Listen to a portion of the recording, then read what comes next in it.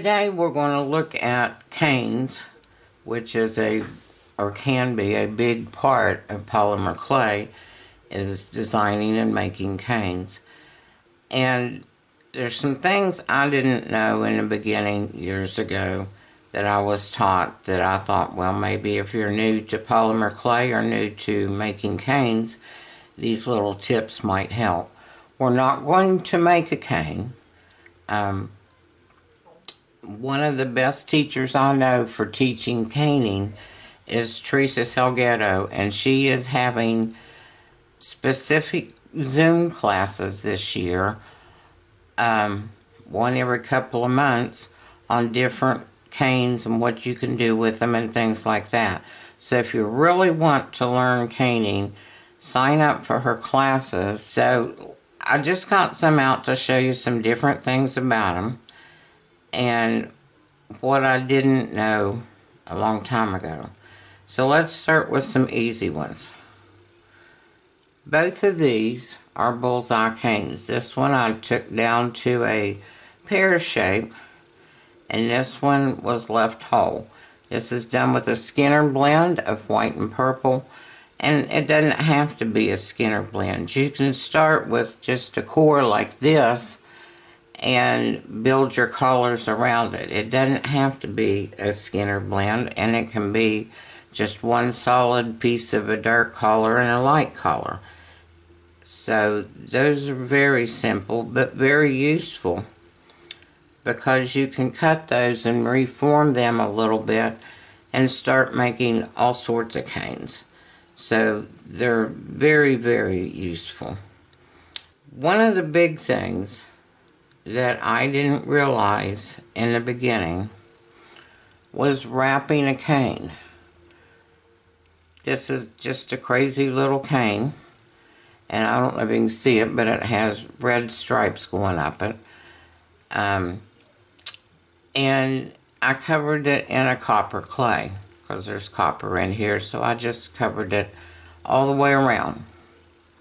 Now I can use this in making a larger cane that could go into a Kaleidoscope cane, but it would have to sit in the middle or possibly right on one side, because you have to have your sides of however many you have, 3 to a triangle, 4 to a square.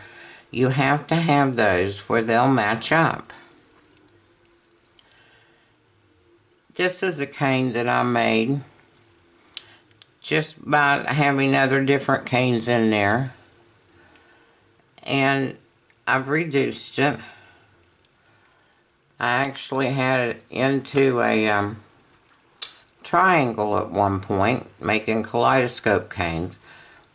Just because you take a cane to a square or a triangle, a rectangle, a circle, whatever, doesn't mean that's the way you have to use it all the time. You can change the shapes. This one would be perfect inside of a cane like this. This is just different components such as this put in to a way that I did not expect an elephant to come out, but it did. And it's really cool, but all of these were different canes. Here's your bullseye canes there. Here's a leaf cane. And I just reshaped some of them in order to get them to fit in there. And until it was sliced, I did not know it was going to be an elephant. But this is the same thing. It's not wrapped around. So you have this design that you can put side by side and continue it without any definition there other than like this green collar. Or this one will work perfect in the middle of one of those canes that you're building with different components in it. Speaking of different things, this is just a cane with stripes in it. And you think, well, how can I use that? As long as you have a piece of it that is large enough for what you're building. I try to build all of my canes at least an 1.5 to 2 inches so I have enough room to work. But this was just all put together, and as long as you have this, and say your cane is just this tall that you're working on, then this can be a centerpiece, and I used it in this, but I know you can't see it. It can be a dividing line between two different components to keep it flowing if you want it to. You could start this at the bottom of the cane and take it all the way up. And so I use things like that a lot, and mostly those come from scraps. This is a cane I made several years ago, and it's just basically bullseyes all put together, and then you cut it and slice it and stuff like that. This is one I like to use for like the grass and stuff coming up from the bottom of things. Your leaf canes can be any size, but start them out big. Let me show you. You can over-reduce a cane. So I get that out of that light so you can see it better. Okay. You can over-reduce a cane. These little squares in here, each one of those was a cane. And I reduced them down somewhat and stacked them on top of each other, and then reduced it again. Now I use this for like edges and things like that. It's been a useful little cane, but you lose your design a lot, so that's why you need to make your canes bigger than what you think in the beginning, because when you go to reduce them down, you're going to lose your design. So that's the same thing with the leaves. It's just a simple leaf cane, has a bullseye in the middle. That's how you start these. And you can I reduce these down to use with small roses that I do. Let me show you on this cane. This is the one that I reduced down to just like a 1/2 inch by 1/2 inch. These lines up here are called registration lines. And a lot of times they come from the collars within our clay. And it'll go through the whole length of your cane. And that's great. But if you have one like this and you've covered it and you can't see any registration lines from the colors of the clay on the inside, then put one on there. Just make a little snake and put it like at the top and the bottom, like here and here. And when you reduce it, you keep those lines straight.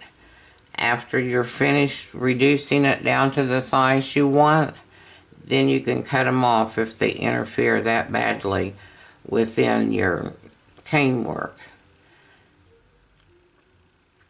Now this is a really smooth end, and yes, it's been cut. But this is what happens if, and it's an automatic thing, it's going to happen, it'll sink in towards the center.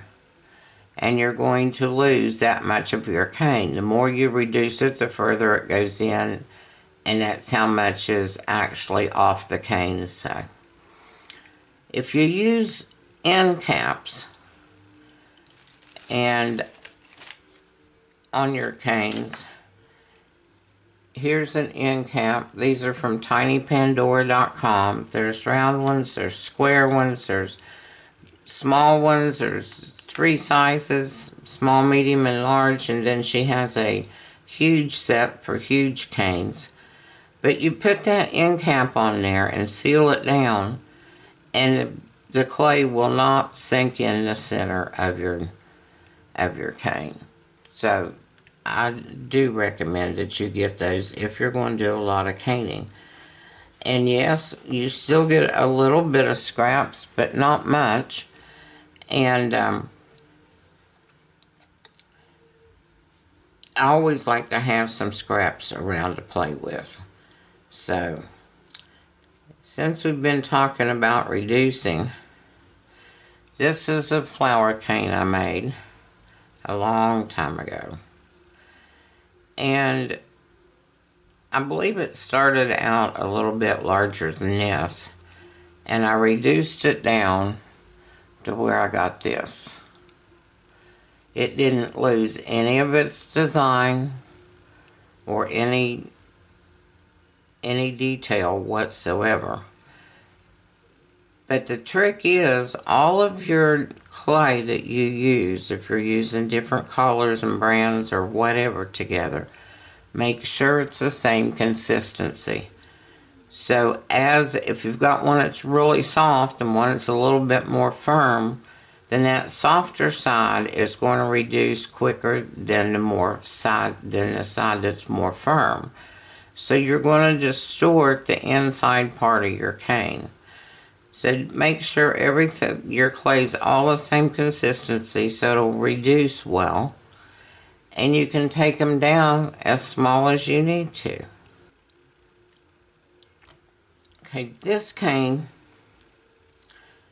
is one I was showing you a minute ago. It just has all different components in it. And this one was rather large when I started with it. But I try to keep in mind what I'm going to do with it, or think I'm going to do with it at least. And I shape my cane to that. I'll take it down to a size and keep it at that. And we'll go over in a minute how you choose or what you want to choose to do your cane projects on, because that's another question everyone has, is what do you do with them after you make them?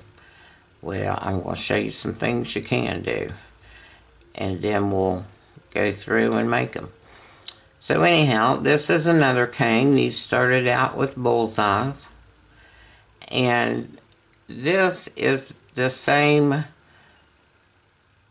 size from this tip to this tip, this tip to this tip, and this tip to this tip. I think it's called an equilateral triangle. But anyhow, you can slice these up and make a hexagon, and they're beautiful.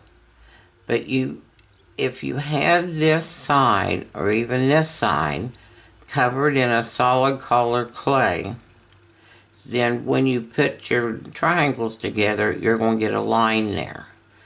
So it's better just not to put a solid color.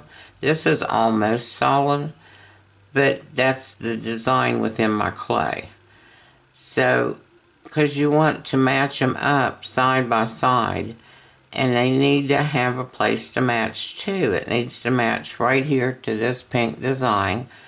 And if you had a color of clay there, so you had a white or a black or whatever, when you put your slices together, you'd have that seam going through them all the way.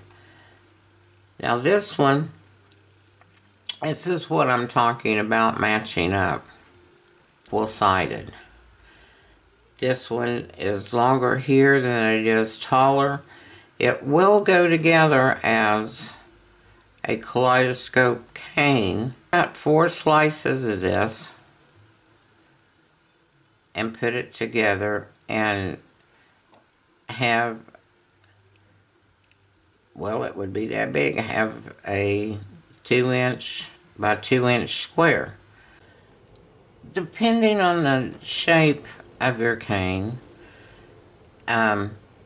you can make different types of mirror image kaleidoscope type designs with it. These are all made with this one cane, and then I reduced it to this size. I had it larger triangles earlier. These are done with triangles, and you just slice it, and you can see, play around with the slices. You can see here that these are 2 different designs with the same cane. Now when you're putting your triangles together, I find it easier to put your 3 down on one side, and this is going to be a straight line on top. And you put 3 on the other side and get your straight line. And then you join them together. Okay, and look at the difference in the design. Look at the difference between these two. And it's exactly the same cane. On this one you have like whitish arrows coming into the center with black outlines, and it makes the center of it look darker. On the other hand, you've got the flower in the center on this one, and it's got different colors of greens and yellows going around it, so it makes the center brighter. So it's just a choice, however you match them up, and that's why I say don't cover your canes if you're going to try to build a larger cane like this. Same thing, if this had a solid black line going down through there, then when I got down here to the center where it was lighter, there would be a black line going through it. So don't cover them up so you can match up your design and get a continuous flow to everything. Now you can also take the square ones and match them up.